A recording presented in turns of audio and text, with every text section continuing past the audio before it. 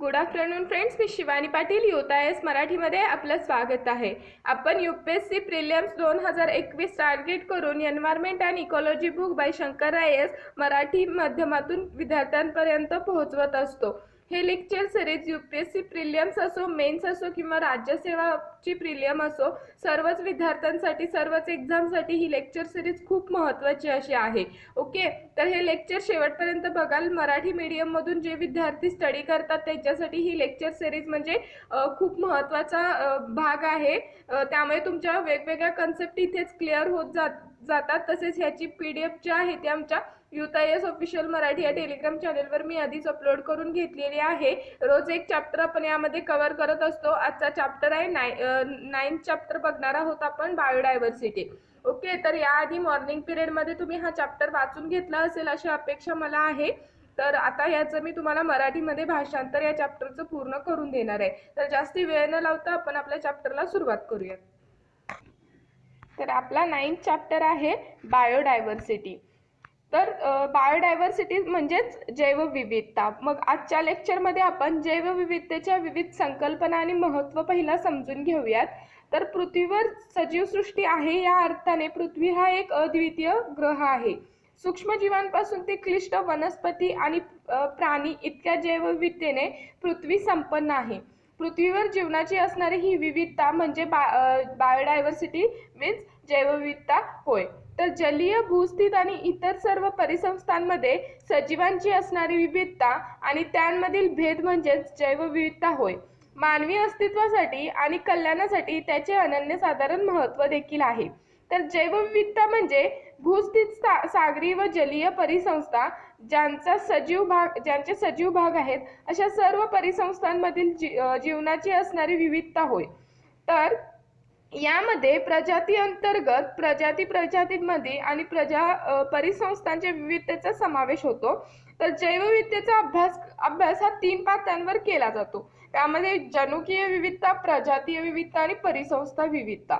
तर जनुकीय विविधता म्हणजे काय थोडक्यात, तर कोणत्याही जीव प्रजातींच्या सर्व सदस्यांमधील जनुकांच्या एकूण संचयास त्या प्रजातीचा जनुकीय संचय म्हणतात। तर कोणत्याही प्रजातीचा जनुकीय संचय जो असतो हा असंख्य प्रकारच्या जनुकांनी संपन्न असतो। तर सजीव प्रजातींच्या जनुकीय संचयातील जनुकांची असणारी ही विविधता म्हणजे जनुकीय विविधता होय। आणि ही जी काही विविधता आहे त्या प्रजातीच्या अनुकूलन क्षमतेचा स्रोत असते।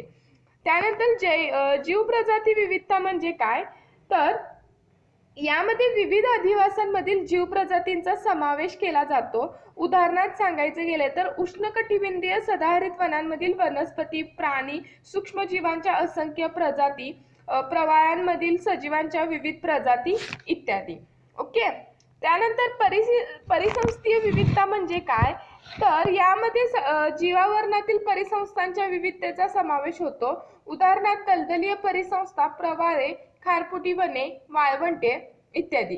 तर जैवविविधतेचा अभ्यास हा मुख्यतः जीव प्रजाती विविधतेवर केंद्रित झालेला असतो आणि जीव प्रजाती विविधता इतर 2 जैवविविधता पातळ्यांपेक्षा जास्त महत्त्वाची आहे असा त्याचा अर्थ होत नाही। तर जीव प्रजाती विविधता ही इतर 2 पातळ्यांपेक्षा अभ्यासात जास्त सोयीस्कर असल्याने असे केले जाते। तर जैवविविधतेचे मूल्यांकन करताना काही निकष लक्षात घेतले जातात। तर ते कोणते तर त्यामध्ये पहिला आहे प्रजातींची संख्या, त्यानंतर आहे प्रजातींच्या वितरणाची समानता आणि त्याच्यानंतर आहे प्रजाती आधिपत्य। म्हणजेच प्रजातींची संख्या म्हणजे स्पेसिस रिचनेस, प्रजातींची वितरणाची समानता म्हणजे स्पेसिस इव्हलनेस आणि प्रजातींचे आधिपत्य म्हणजे स्पेसिस डोमिनन्स। ओके, तर जैवविविधतेचे वितरण आपण इथं थोडक्यात बघूया। तर आजही पृथ्वीवरील अनेक ठिकाणांचा जीवशास्त्रीय अभ्यास करणे मानवास शक्य झालेले आहे आणि त्यामुळे संशोधकांना जैवविविधतेच्या वितरणाची पूर्ण कक्षा आणि सीमा ठरविता आलेल्या नाहीत। तर उष्णकटिबंधीय पर्जन्य वने याचेच एक उत्तम उदाहरण आहे आणि या वनांमधील जैवविविधतेबाबत मानवास अगदी थोडेसे ज्ञान आहे। तेथे राहणाऱ्या सजीवांपैकी जवळपास 90% सजीव हे अवर्गीकृत आहेत आणि काही अंदाजानुसार पृथ्वीवरील सजीवांची संख्या ही 10 ते 30 दशलक्ष एवढी प्रचंड आहे आणि यामधील 70% सजीव हे अपृष्ठवंशीय आहेत आणि वर्गीकरण केले जाते। तर पर्यावरणातील अनियंत्रित आणि अविवेकी मानवी हस्तक्षेपांमुळे अनेक प्रजाती नष्टप्राय झाल्या आहेत, तर अनेक नष्ट होण्याच्या मार्गावर आहेत। तर पृथ्वीवरील जैवविविधतेचा ऱ्हास ज्या गतीने होत आहे तो चिंतेचा विषय बनला आहे आणि अनेक जीव प्रजाती मानवाकडून शोधल्या जाण्याआधीच त्याचे मानवास ज्ञान होण्याआधीच त्या नष्ट होत आहेत। त्यानंतर ही जैवविविधता नेमकी कुठे आढळते, तर पृथ्वीवरील बरीचशी जैवविविधता ही विषुववृत्ताभोवती उष्णकटिबंधीय व समशीतोष्ण प्रदेशांमध्ये एकवटलेली आहे। तर समशीतोष्ण प्रदेशांकडून उष्णकटिबंधीय प्रदेशांकडे जात असताना जैवविविधता ही वाढत जाते। उदाहरणार्थ युरोपमधील 1 हेक्टर वनात वृक्षांच्या 50 प्रजाती आढळतात आणि हीच संख्या मलेशिया आणि अमेझॉनच्या खोऱ्यात 200 पर्यंत पोहोचलेली आपल्याला आढळून येते। याशिवाय उष्णकटिबंधीय प्रदेशात समशीतोष्ण प्रदेशाच्या तुलनेत 2 ते 3 पट अधिक पक्षी प्रजाती आढळतात। सागरी जैवविविधता देखील समशीतोष्ण प्रदेशांकडून उष्णकटिबंधीय प्रदेशांकडे वाढत जाते। उदाहरणार्थ ग्रेट बॅरियर रीफच्या उत्तरेकडील टोकाजवळ सजीवांचे 50 जनरा आढळतात आणि दक्षिण टोकाजवळ हीच संख्या केवळ 10 जनरा एवढी आहे। तर उष्णकटिबंधीय प्रदेशातील या जैवविविधता संपन्नतेची विशिष्ट कारणे सांगता येणार नाहीत, मात्र स्थिर हवामान आणि सौर ऊर्जेचा सततचा पुरवठा हे त्यामागील कारण असावे आणि या उलट समशीतोष्ण उष्णकटिबंधीय जीवप्रजाती पृथ्वीच्या जीवनातील अनेक हिमयुगांमध्ये अनेकदा नष्ट झाल्या आहेत आणि तेथील जैवविविधता कमी असल्याचे हे एक कारण असावे असं देखील आढळून आलेलं आहे। तर समुद्र सपाटीपासूनची जी काही उंची आहे ती समुद्र सपाटीपासून जसजसे उंच जावे तशी जैवविविधता कमी होते, तसेच वाढत्या सागरी खोलीबरोबर जैवविविधता घटत देखील जात असते। ओके, त्यानंतर इकोटोन्स। तर इकोटोन्स मधील जैवविविधता ही लगतच्या समुदायापेक्षा जास्त असते आणि याआधी स्पष्ट केल्याप्रमाणे इकोटोन हा 2 लगतच्या समुदायांमधील संक्रमणात्मक प्रदेश असतो। याची माहिती मी तुम्हाला या आधीच्या लेक्चर्समध्ये देखील दिलेली आहे। ओके, तर लगतच्या जीवसमुदायांमध्ये असणाऱ्या परिस्थितीच्या दरम्यानची परिस्थिती इकोटोन्स मध्ये असते आणि इकोटोन्स मधील जैवविविधता संपन्नतेची कारणे कोणती आहेत, तर लगतच्या जीवसमुदायांमधून विविध प्रजातींचे इकोटोन्स मध्ये होणारे स्थलांतर। तर इकोटोन पुरत्याच मर्यादित व लगतच्या परिसंस्थांमध्ये न आढळणारी काही जीव प्रजाती देखील येथे आढळत असतात। त्यानंतर आपण बेटे बघूयात। तर बेटांवरील जैवविविधता ही नेहमीच मुख्य खंडीय भूभागापेक्षा कमी असते।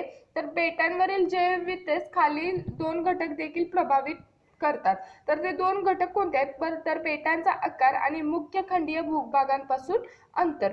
तर बेटांचा आकार कशा प्रकारे, तर मोठ्या आकारांच्या बेटांवर अनेक अधिवास असू शकतात आणि त्यावर जास्त प्रजाती अधिवास करू शकतात, मात्र लहान आकाराच्या बेटांवर सामान्यतः एकच अधिवास असतो आणि त्यामुळे तेथील जैवविविधता कमी असल्याचे आपल्याला आढळून येत असते।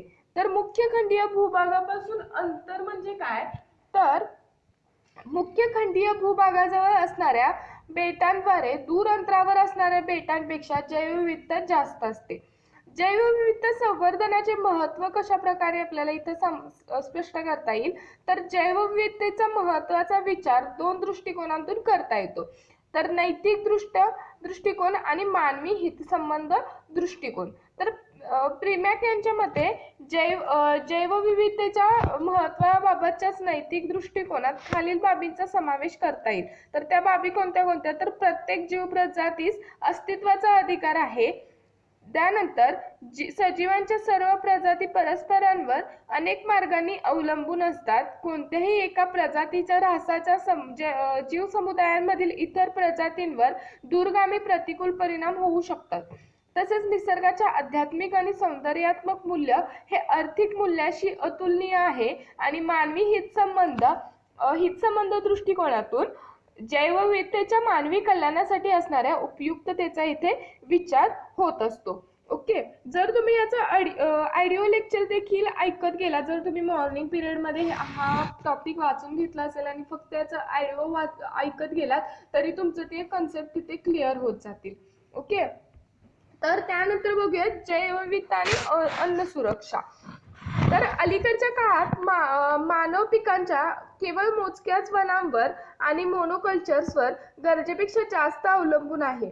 उदाहरणार्थ 15,000 वर्षापूर्वी भारतात तांदूळ या पिकांचे असंख्य वाण उपलब्ध होते आणि अगदी अलीकडच्या काळापर्यंत तांदळाचे जवळजवळ 30,000 वाण म्हणजेच त्याचे टाइप्स भारतात अस्तित्वात होते.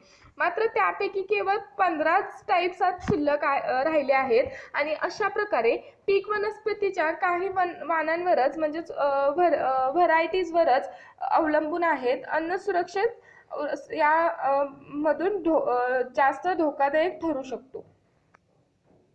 तर उदाहरण जर सांगायचं झालं तर याआधी आपल्याला विशेष परिचित देखील नव्हतं असं जी डायप्लोपेरेमिस या मका पिकाच्या एका व्हरायटीचं अपघाताने संवर्धन झाले आणि ही जी काही व्हरायटी आहे त्याची लागवड मेक्सिकोमधील टेकड्यांजवळ केली जात होती. तर मक्याचे वापरात असणारे जी काही आणखीन व्हरायटीज आहेत ज्या रोगांना बळी पडत होते, पण त्या रोगांना हा वन्य व्हरायटी जी होती ती प्रतिकारक होत आहे आणि हा जो काही वाण आहे तो नामशेष होण्याच्या मार्गावरच होता.